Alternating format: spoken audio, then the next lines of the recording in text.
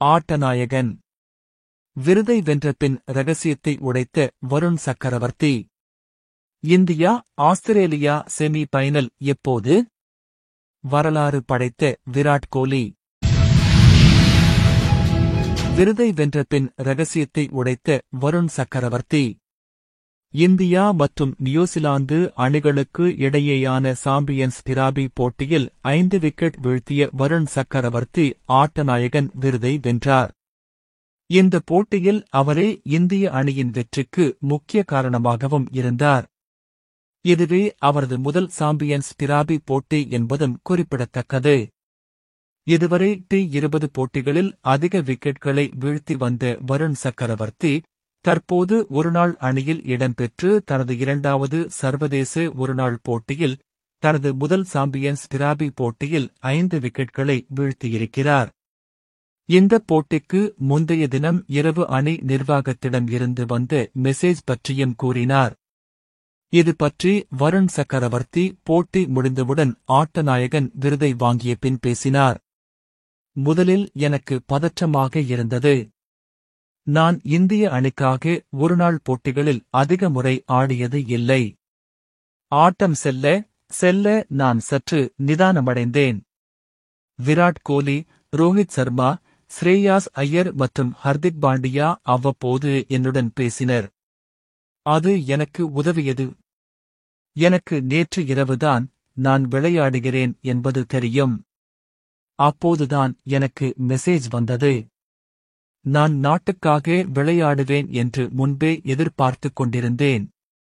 ஆனால் மற்றொரு புறம் எனக்கு அது பதற்றமாகவும் இருந்தது. இது முற்றிலும் சுழல் பந்து வீச்சுக்கு சாதகமான ஆடுகளம் இல்லை. ஆனால் சரியான இடங்களில் நாம் பந்தை வீசினால் அது நமக்கு உதவும்.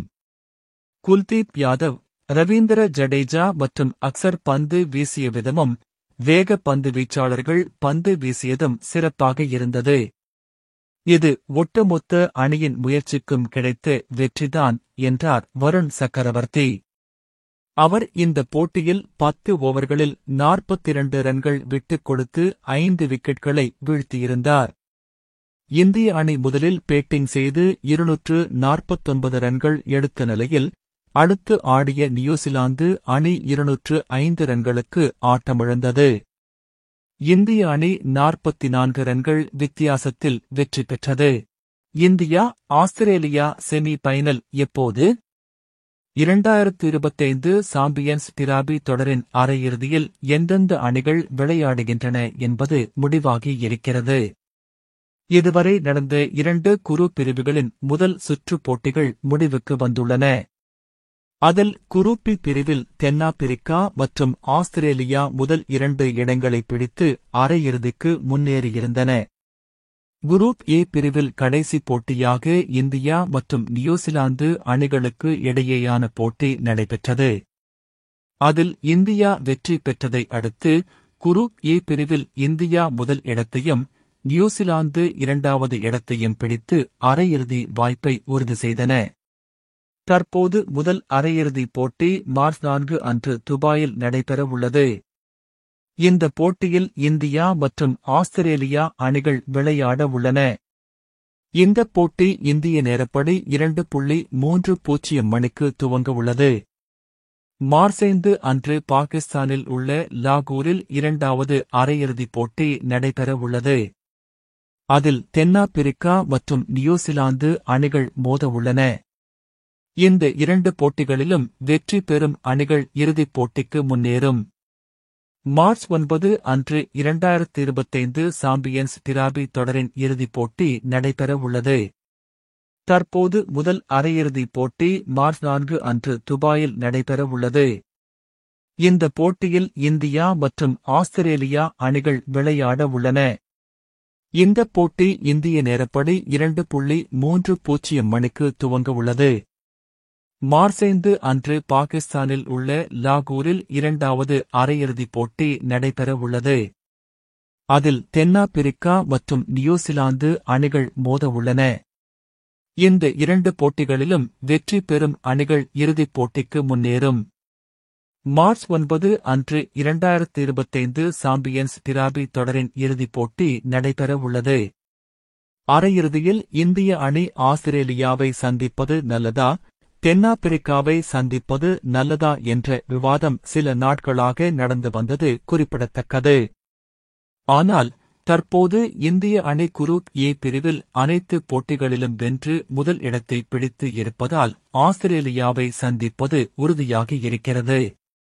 ஆஸ்திரேலிய அணியில் முன்னணி வேகப்பந்து வீச்சாளர்கள் பலரும் காயம் அடைந்து இருக்கின்றனர். அந்த அணியின் பேட்டிங்கும் நிலையானதாக இல்லை என்ற ஒரு பார்வை உள்ளது. எனினும் அவர்கள் ஆப்கானிஸ்தான் அணிக்கு எதிராகவும் இங்கிலாந்து அணிக்கு எதிராகவும் பேட்டிங் செய்த விதம் அச்சுறுத்தும் வகையில் இருந்தது. எனவே இந்திய அணி ஆஸ்திரேலியாவுக்கு எதிராக கவனமுடன் விளையாட வேண்டும். ஒருவேளை அரையிறுதியில் இந்தியாவும் தென்னாப்பிரிக்காவும் வெற்றி பெற்றால் அந்த இரு அணிகளும் இறுதிப் போட்டியில் மோதும். 2024 டி20 உலகக் கோப்பையிலும் இந்தியா மற்றும் தென்னாப்பிரிக்கா அணிகள் இறுதிப் போட்டியில் மோதி இருந்தது குறிப்பிடத்தக்கது. வரலாறு படைத்த விராட் கோலி. விராட் கோலி கிரிக்கெட் வரலாற்றில் எந்த வீரரும் செய்யாத சாதனையை படைத்துள்ளார். 2025 சாம்பியன்ஸ் டிராபி தொடர் பாகிஸ்தான் மற்றும் துபாயில் நடைபெற்று வருகிறது. இன்று நியூசிலாந்து மற்றும் இந்தியாவிற்கு இடையேயான போட்டி நடைபெற்று வருகிறது. இதில் முதலில் பேட் செய்து இந்திய அணி 50 ஓவர் முடிவில் 9 விக்கெட் இழப்புக்கு 249 ரன்கள் குவித்தது. 250 என்ற இலக்குடன் நியூசிலாந்து அணி ஆடி வருகிறது. இந்த போட்டியில் விராட் கோலி களமிறங்கியதன் மூலம் கிரிக்கெட் வரலாற்றில் எந்த வீரரும் செய்யாத சாதனையை விராட் கோலி படைத்துள்ளார். இந்த போட்டி மூலம் 300 ஒருநாள் போட்டி, 100க்கும் மேற்பட்ட டெஸ்ட், 100க்கு மேற்பட்ட T20 போட்டிகளில் ஆடிய ஒரே வீரர் என்ற சாதனையை படைத்துள்ளார். சச்சின் டெண்டுல்கர், ரிக்கி பாண்டிங் போன்ற பல ஜாம்பவான்கள் 300 ஒருநாள் போட்டி மற்றும் 100 டெஸ்ட் போட்டிகளில் ஆடியிருந்தாலும் அவர்கள் யாரும் 100 சர்வதேச T20 போட்டிகளில் ஆடியதில்லை. இதேபோல் ரோஹித் சர்மா போன்ற வீரர்கள் 100 சர்வதேச T20 போட்டிகளில் ஆடியிருந்தாலும் 300 ஒருநாள் போட்டி மற்றும் 100 டெஸ்ட் போட்டிகளில் ஆடவில்லை. 2008ஆம் ஆண்டு முதல் ஒருநாள் போட்டிகளில் ஆடி வரும் விராட் கோலி 123 டெஸ்ட் போட்டிகளிலும் 125 D20 போட்டிகளிலும் விளையாடி வருகிறார். மேலும் ஒருநாள் போட்டிகளில் வேகமாக 10,000 ரன்கள் குவித்த பேட்ஸ்மேன் மற்றும் அதிக சதங்கள் அடித்த பேட்ஸ்மேன் என்ற சாதனையை தன்வசம் வைத்துள்ளார்.